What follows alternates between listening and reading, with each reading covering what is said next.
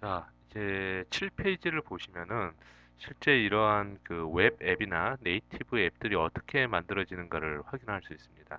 지금 7페이지 보시고 있는 게 웹 앱의 대표적인 형태인데요.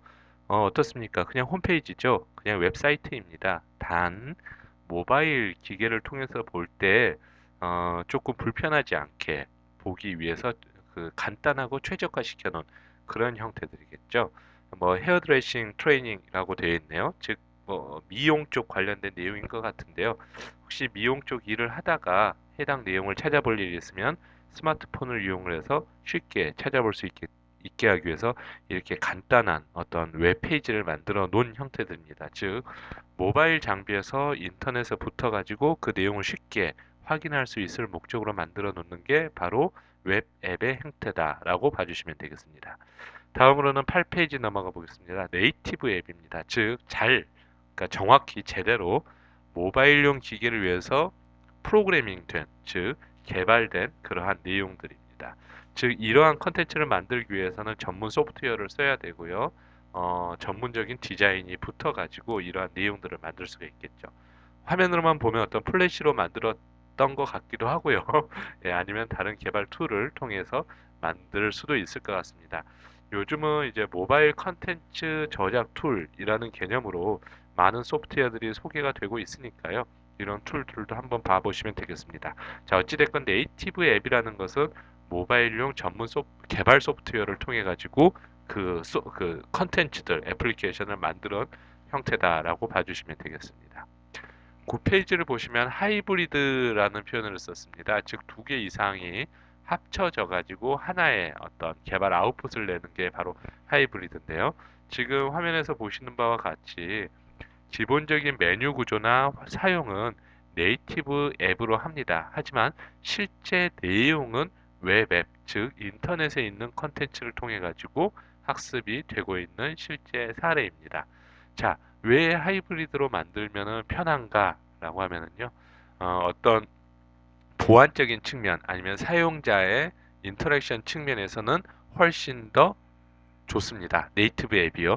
하지만은 컨텐츠 자체가 웹에 있기 때문에 다음에 업데이트하거나 웹에서 낼 수 있는 인터랙션 요소, 즉 플래시 같은 것을 썼을 때 나올 수 있는 인터랙션 요소들은 훨씬 더 쉽게 만들 수가 있겠죠. 그렇기 때문에 요즘은 하이브리드 앱 형태로 많이 개발이 되고 있습니다. 자, 그렇다면 이런 컨텐츠들이 어떻게 만들어지는가? 다음 10페이지를 보면서 한번 확인을 해보겠습니다. 스토리보드라고 한다면 여러분들 한 번쯤은 다 만들어 보셨을 거고요. 스토리보드를 한 번쯤은 다 보셨을 거라고 생각이 됩니다. 자, 화면에 보시는 바와 같이 지금 뭐 파워포인트를 통해 가지고 이렇게 뭐 캐릭터도 넣고 글자도 쓰고 여기서 어떤 나레이션이 나와야 되는가 또는 버튼을 눌렀을 때 어떻게 작동이 되어야 되는가 이런 부분들을 파워포인트 스토리보드로 만들었던 기억이 있으실 겁니다. 모바일용이라고 해서 크게 다르진 않습니다. 하지만 몇 가지 특징이 있죠. 11페이지 보시면은요. 자, 보시면은 실제 예시 자체는 어떤 그 회사 소개인 것 같습니다. 자, 보시면은 모바일용 스토리보드는 조금 틀립니다. 어떤 메뉴 체계에서부터 시작을 하는 것 같기도 하고요. 그리고 사용자들이 어, 이 화면을 보고 어떤 행동을 할 것인가에 대해서 여러 가지 이제 조건들을 넣을 수가 있습니다. 자, 이러한 조건들 중에서 가장 큰 게 사실 인터랙션 부분인데요. 즉, 스마트폰하고 사람하고 대화하는 방법이라고 봐주시면 되겠습니다. 11페이지부터 한번 쭉 봐볼까요? 가장 큰 특징은 PC에는 마우스가 있다면 키보드도 있겠죠. 모바일에는 손가락이 있습니다. 요즘 뭐 스마트폰에다 키보드 연결해서 쓰시기도 하는데요. 기본적으로는 손가락으로 모든 것이 다 해결이 됩니다. 자, 우리가 컴퓨터에서는 클릭, 그리고 더블 클릭, 그리고 드래그 앤 드랍 세 개밖에 없었습니다. 근데 이것도 냉정하게 보면은 클릭하고 드래그밖에 없는 거죠. 하지만 모바일 기기에서는 손가락으로 할 수 있는 게 상당히 많습니다. 그 컴퓨터에서는 클릭이라고 불렀던 것이 모바일에서는 탭, 이제 가볍게 툭 치는 거죠. 그 다음 드래그, 스크롤을 내리거나 화면을 위아래로 또는 좌우로 이동시키는 거죠. 그 다음 프릭, 이 부분은 스크롤하고 비슷한데요. 슉 하고 빨리 넘기는 겁니다. 그러니까 위에서 아래로 빨리 스크롤링 되는 거, 마치 이렇게 굴러가는 공을 쭉 밀어버린 것과 똑같은 효과죠. 그리고 수입, 쓸기입니다. 아이폰 써보신 분들은 이제 메뉴를 오른쪽으로 샥 넘기거나 왼쪽으로 샥 넘겼을 때 뭐 딜리트 버튼 나타난 거 확인을 해보셨을 겁니다. 그리고 뭐 갤럭시 쓰신 분도 뭐 오른쪽으로 하면 메시지 보내기, 왼쪽으로 씩 하면은 뭐 전화 걸기 이런 기능들도 보셨을 겁니다. 이게 바로 수입 기능입니다.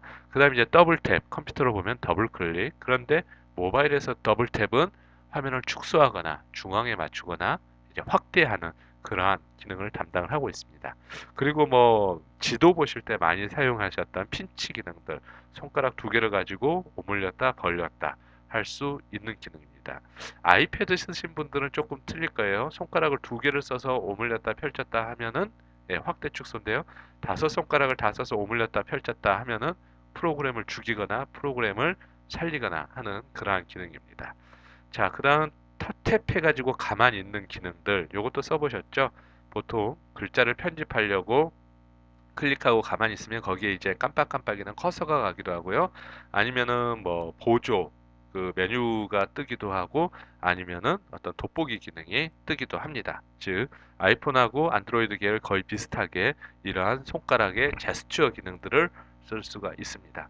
자, 우리가 이러닝 컨텐츠 만들 때는 사실 클릭하고 드래그밖에 없었는데 이러한 모바일 기기에서 쓸 수 있는 제스처들은 훨씬 많습니다.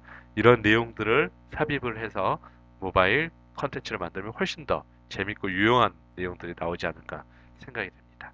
다음 13페이지 한번 보실까요? 13페이지는 기술적인 특징입니다. PC의 기술적인 특징은 사실 다 틀립니다. 뭐 누구네 집 컴퓨터는 뭐 i7 CPU를 쓰고 메모리가 8기가고 뭐 하드디스크가 SSD고 뭐 굉장히 좋은 게 있고요. 뭐 우리 집에서 쓰는 PC는 뭐 아직도 펜티엄 3고요. 뭐 램은 뭐 1기가고요. 뭐 이렇게 할 수가 있습니다. 그런데 이 스마트폰들은 사실 기기적인 특징이 많이 유사합니다. 물론 CPU나 메모리가 차이가 있기도 한데요. 실제 그 가지고 있는 주변 장치 같은 거라고 해야 될까요?